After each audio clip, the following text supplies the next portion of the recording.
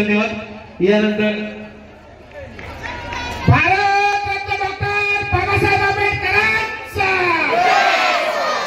नांदगावचा आवाज डॉक्टर बाबासाहेब आंबेडकरांचा। घटनेचे थोर शिल्पकार डॉक्टर बाबासाहेब आंबेडकर यांना मी कोटी कोटी प्रणाम करतो। त्यांच्या जयंतीच्या निमित्ताने नांदगाव विधानसभा मतदारसंघातील सर्व माझ्या भीम सैनिकांना भीम बांधवांना सर्वांना जय भीम करतो आणि खूप साऱ्या शुभेच्छा देतो।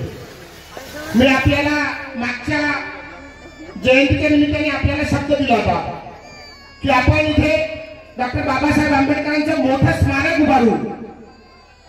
स्मारक आपल्याला एवढ्या पुढच्या महिन्यामध्ये काम चालू करायचं आहे। गौतम बुद्धांच्या आशीर्वादाने आणि डॉक्टर बाबासाहेबांच्या आशीर्वादाने आपला पुतळा तयार झालेला आहे। मी आपल्याला सगळ्यांना आश्वासित करतो की आपल्या समाजाचे सर्व नेते, सर्व तरुण आणि सर्व माझ्या माता भगिनी यांना विश्वासात घेऊन आपण 8 ते 10 प्रकारच्या ह्या स्मारकाच्या डिझाईन बनवलेल्या आहेत। पुतळा कसा असावा, स्मारक कसं असावं याच्या डिझाईन बनवल्या आणि मी आपल्याला सगळ्यांना डॉक्टर बाबासाहेब आंबेडकरांच्या जयंतीच्या निमित्ताने आश्वासित करतो की आपल्याला सगळ्यांना विश्वासात घेऊन सर्व समाज एकत्र बसून जी डिझाईन फायनल होईल स्मारकाची तीच डिझाईन इथे होईल असे या ठिकाणी आपल्याला सगळ्यांना आश्वासित करतो। आणि कुठल्याही परिस्थितीमध्ये पुढच्या महिन्याच्या शेवटपासून आपण या स्मारकाचं कामकाज चालू करू। सर्व परवानग्या कायदेशीर आलेल्या आहेत, पुतळा पण आपल्याकडे आलेला आहे।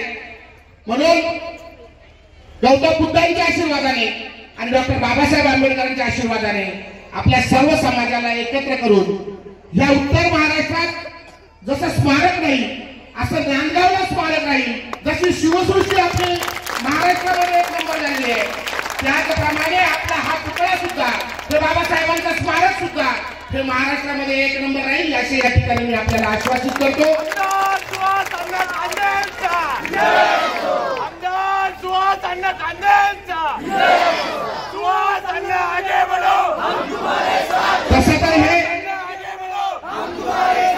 तसं हे राजकारणाचा व्यासपीठ नाहीये, परंतु तरी सुद्धा या निवडणुकीमध्ये तुम्ही आम्हा सर्व शिवसैनिकांना एकत्र येऊन जो भरभरून प्रतिसाद दिला, आशीर्वाद स्वरूपाने मतदान केलं, त्याबद्दल मी आपल्या सगळ्यांचे पुनश्च एकदा खूप खूप आभार मानतो।